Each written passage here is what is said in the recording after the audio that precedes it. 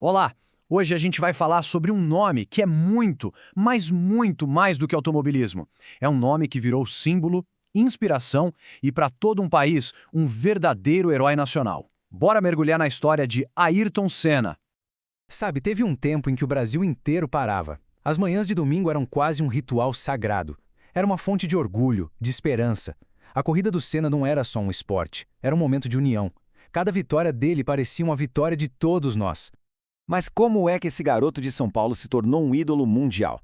Bem, essa história começa muito antes da Fórmula 1, viu? Começa com um talento que já nas primeiras curvas mostrava que era diferente, uma determinação fora do comum. E a subida dele foi assim, meteórica. Pensa bem, com 13 anos, ele não só competiu, ele ganhou logo na estreia.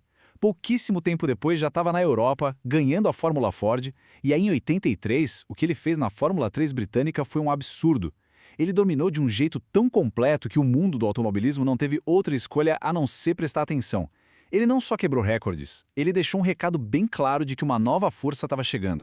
E essa força, claro, chegou com tudo na Fórmula 1. A transição não foi só tranquila não, foi impactante. Logo no primeiro ano, ele já mostrou que não estava ali para ser só mais um piloto no grid.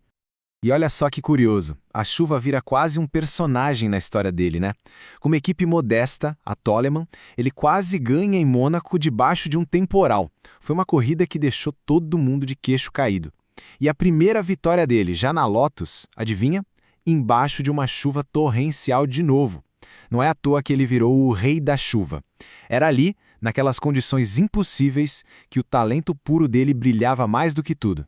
E então, a gente chega numa das maiores rivalidades de toda a história do esporte. Na McLaren, Senna encontrou seu oposto perfeito, Alain Prost. Era a paixão contra a razão, sabe? O instinto puro contra a tática fria. Senna pilotava com a alma, buscando o limite do impossível. Já o Prost, o professor, era um mestre da estratégia. Esse choque de gigantes definiu uma era inteira da Fórmula 1. E foi justamente nessa época, nesse caldeirão de rivalidade na McLaren, que o Senna chegou no topo do mundo. Foi ali que ele se consolidou não só como uma estrela global, mas como o grande herói do Brasil. 3. Esse é o número mágico que colocou ele no panteão dos imortais da Fórmula 1. 3 campeonatos mundiais, 88, 90 e 91, e cada um deles foi conquistado na raça, em batalhas épicas, com uma busca implacável pela perfeição. 41 vezes ele subiu no lugar mais alto do pódio. 41 vitórias, um número que na época já o colocava entre os maiores de todos os tempos. Cada uma dessas vitórias era recompensa por arriscar absolutamente tudo, em cada curva. Mas esse número aqui, esse talvez seja o que melhor define a genialidade dele. 65 pole positions. Por muito tempo, foi um recorde que parecia inalcançável. E isso não era só velocidade, não. Era quase uma conexão mística com o carro. Era a capacidade de, numa única volta, chegar mais perto do perigo do que qualquer um e tirar um tempo que parecia impossível. E essa frase, ela diz tudo sobre a mentalidade dele. São palavras do próprio Senna, explicando aquela colisão super polêmica com o Prost em 1990, que decidiu o campeonato. É a mentalidade de alguém feroz, que não cedia 1 milímetro e que acreditava lutar pelo que era justo dentro da pista, custe o que custar. Se tem uma corrida que resume o que o Senna era para os brasileiros, é essa aqui. Vencer em casa pela primeira vez, lutando com o câmbio quebrado, sentindo dores terríveis, preso só na 6ª marcha nas últimas voltas. Os gritos dele no rádio, de dor e de alívio depois de cruzar a linha de chegada, aquilo ali transformou ele num herói que superava o impossível. E então a história muda de tom.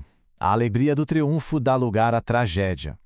A gente vai agora para o Grande Prêmio de San Marino de 1994. Um fim de semana sombrio que ficaria marcado para sempre. Existem datas que viram cicatrizes na memória de um povo, né? Essa é uma delas. Um dia que começou com a expectativa de mais um show e terminou com um país inteiro de luto. A batida do Senna não foi um evento isolado. Aquele fim de semana em Imola já estava muito pesado. Teve o acidente terrível do Barrichello na sexta e, no sábado, a morte trágica do Ratzenberger. O clima era de apreensão. A sensação de perigo que sempre existe na F1 parecia mais real do que nunca naquele domingo. E então veio a confirmação. A voz embargada do jornalista Roberto Cabrini ecoou em milhões de casas pelo Brasil. Essa frase, tão simples e ao mesmo tempo tão devastadora, anunciou a perda não só de um piloto, mas de um pedaço da alma do país.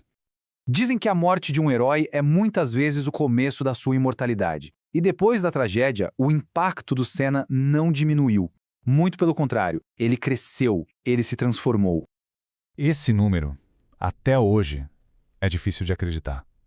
Cerca de 2 milhões de pessoas. Imagina, 2 milhões de pessoas nas ruas de São Paulo para o último adeus. Foi uma demonstração de amor e de luto gigantesca que mostrou para o mundo o tamanho da perda que o Brasil sentia. Para entender o legado dele, a gente pode pensar em 3 grandes pilares. Primeiro, no esporte. A morte dele forçou uma revolução na segurança que salva vidas até hoje. Segundo, fora das pistas. O sonho dele de ajudar o Brasil segue mais vivo do que nunca. E terceiro, claro, o lugar eterno que ele ocupa na cultura brasileira como o nosso grande herói. E esse é o sonho dele em ação.